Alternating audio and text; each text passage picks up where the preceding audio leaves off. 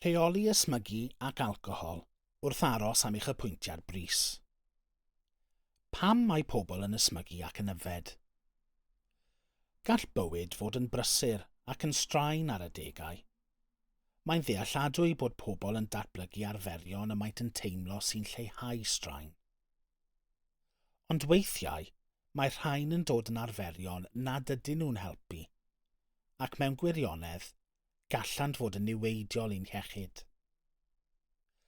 Gallai teimlo'n sâl neu ddatblygu symptomau sy'n ysgogi at gyfeiriad brys gan eich meddyg teulu, wneud i chi feddwl ychydig mwy am yr arferion hyn. Beth sy'n digwydd os ydych chi'n smygu? Mae'r rhan fwyaf o bobl yn gwybod bod ysmygu yn achosi clefyd y galon, canser yr ysgyfaint a phroblemau ysgyfaint cronig. Oeddech chi'n gwybod y gall hefyd achosi canserau eraill?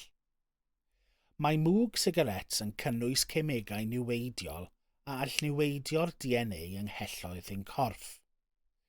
Gall difrod DNA dros amser arwain at difrod i gelloedd a ddatblygiad o ganser. Gall hyd yn oed ysmygu cymdeithasol ac achlysurol achosi hyn. Os ydych chi'n teimlo'n barod i rhoi'r gorau i ysmygu, yna mae gwasanaethau cymorth ar gael i helpu. Beth am feipio? Ydy hynny'n iawn?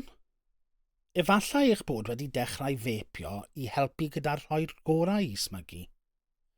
Gall feipio fod yn ddefnyddiol iawn ar gyfer hyn. Fodd bynnag, mae llawer o bobl sydd erioed wedi ysmygu yn dechrau defnyddio vapes. Wrth i fwy o bobl feipio, rydyn ni'n dysgu nad yw'n hollol ddi-risg.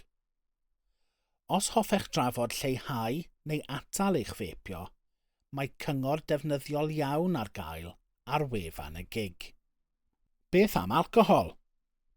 Mae alcohol yn cael ei dorri i lawr yn y corff i gemegau niweidiol. Gall y cemegau hyn effeithio ar y ffordd y mae celloedd yn ein corff yn gweithredu, a gall y difrod hwn arwain at ganser. Y lleiafswm o alcohol y byddwch yn ei yfed, y lleiaf yw eich risg o ganser. Os ydych chi'n meddwl eich bod chi'n yfed gormod, siaradwch a'ch meddyg. Mae gwasanaethau cymorth ar gael. Mae'n bwysig cofio bod lleihau'n araf yn fwy diogel na stopio'n sydyn os ydych chi'n yfed pob dydd. Beth am sylweddau niweidiol eraill?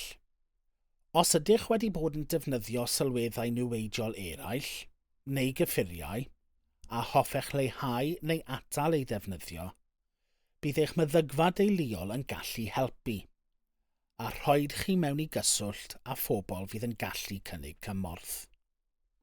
Dechrau gwneud newidiadau i'ch arferion. Efallai y bod chi'n barod i wneud newidiadau. Weithiau, mae cael symptomau newydd yn gallu gwneud i chi ystyried newid eich ffordd o fyw. Gallwch ddechrau drwy ysgrifennu beth y dymunwch newid. Fel arfer, mae'n ddefnyddiol i ddechrau gyda nodau bach. Gallwch geisio gwneud rhywbeth gwahanol yn hytrach nag eich arfer.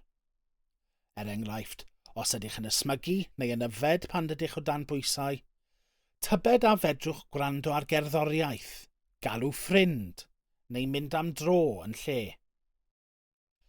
Mae ymarfer corff a myfyrdod yn weithgareddau iachach i leihau straen. Gallwch ddechrau drwy gynnwys rhain yn eich dyddiadur a nodau os hoffech. Yn bwysicaf oll, peidiwch â gwneud hyn ar eich pen eich hun. Siaradwch gyda'ch teulu a ffrindiau, neu eich meddyg i dderbyn cymorth. Nid yw newid bob amser yn hawdd, ond bydd arferion fwy iach yn gwneud gwahaniaeth enfawr i'ch iechyd corfforol a meddyliol. Diolch am wylio. Am wybodaeth bellach ar baratoi at eich apwyntiad, gwylwch ein fideos eraill. Hoffwch y fideo hon os gwelwch yn dda os oedd hi'n ddefnyddiol i chi.